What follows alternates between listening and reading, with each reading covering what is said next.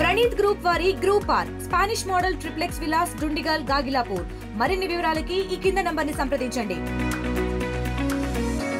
ప్రధానమంత్రి శ్రీ నరేంద్ర మోడీ గారు రేపు అమరావతి పునర్నిర్మాణ పనులకి శంకుస్థాపన చేయనున్న సందర్భంలో అవనిగడ్డ నియోజకవర్గంలో నాగాలంక అంటే గుర్రలమోద క్షిపణి ప్రయోగ కేంద్రానికి వారు శంకుస్థాపన చేయనున్నారు. 1500 కోట్ల రూపాయలతో జరగబోతున్న పనులకి వారు అంకురార్పణ చేస్తున్నారు. దాదాపు 20,000 కోట్ల రూపాయల అంచనాతో ఈ క్షిపణి కేంద్రం DRDO వారు ఏర్పాటు చేస్తున్నారు. దానిలో తొలిదశ పనులకి ప్రధానమంత్రి గారు అంకురార్పణ చేయనున్నారు. ఇది 2012వ సంవత్సరం నుంచి ఈ గుర్రలమోదలో క్షిపణి కేంద్రం ఏర్పాటు చేయాలని చెప్పి భారత ప్రభుత్వం భావిస్తూ వచ్చింది.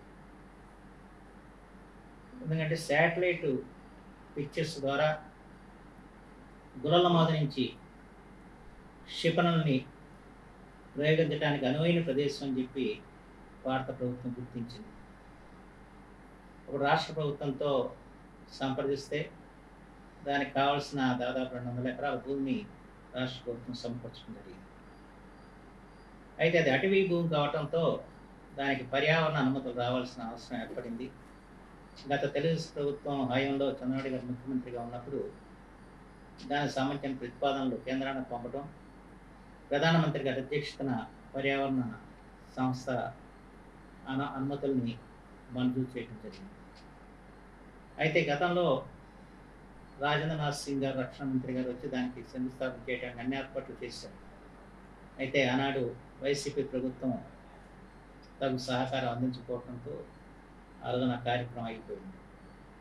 ఇది 5 సంవత్సరాల క్రితమే ప్రారంభం కావాల్సిన ఈ పనులు గత ప్రభుత్వం దాని మీద శ్రద్ధాశక్తితో చూపుకోవడంతో జరగని పరిస్థితి అందరికీ తెలిసింది. తిరిగి ఈ రోజున ఆంధ్రప్రదేశ్లో NDA కూటమి ఏర్పడిన తర్వాత ముఖ్యమంత్రి చంద్రబాబు గారు, ముఖ్యమంత్రి పవన్ కళ్యాణ్ గారు కూడా చొరవ తీసుకోవడం, ప్రత్యేకించి ప్రధానమంత్రి గారు ఆంధ్రప్రదేశ్ పట్ల ప్రత్యేకంగా శ్రద్ధాశక్తులు చూపుతూ ఇవాళ భారత రక్షణ రంగంలో కీలక పాత్ర వహించనున్న ఈ క్షిపణి కేంద్రానికి ఆయన ఆమోద ముద్ర వేయడం చాలా సంతోషకరమైన విషయం.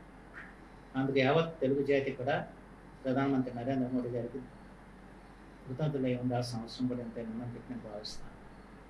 ఎందుకంటే వారు దీని మీద ఎక్కువగా దృష్టి పెట్టి దీనికి ఆయన మంజూరులు అనుమతులు అన్నీ కూడా వారే సమకూర్చారు. పర్యావరణ అనుమతులు వారే ఇచ్చారు.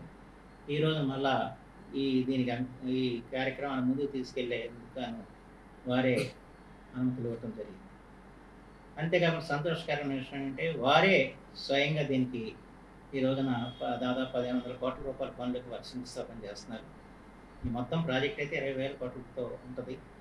దీనివల్ల ఈ ప్రాంతంలో అనేక మందికి ఉపాధి అవకాశాలు కలుగుతాయి, ఉద్యోగ అవకాశాలు కలుగుతాయి. అలాగే రక్షణ సంబంధితమైన పరిశ్రమలు కూడా రావడానికి కూడా ఆస్కారం ఉంది.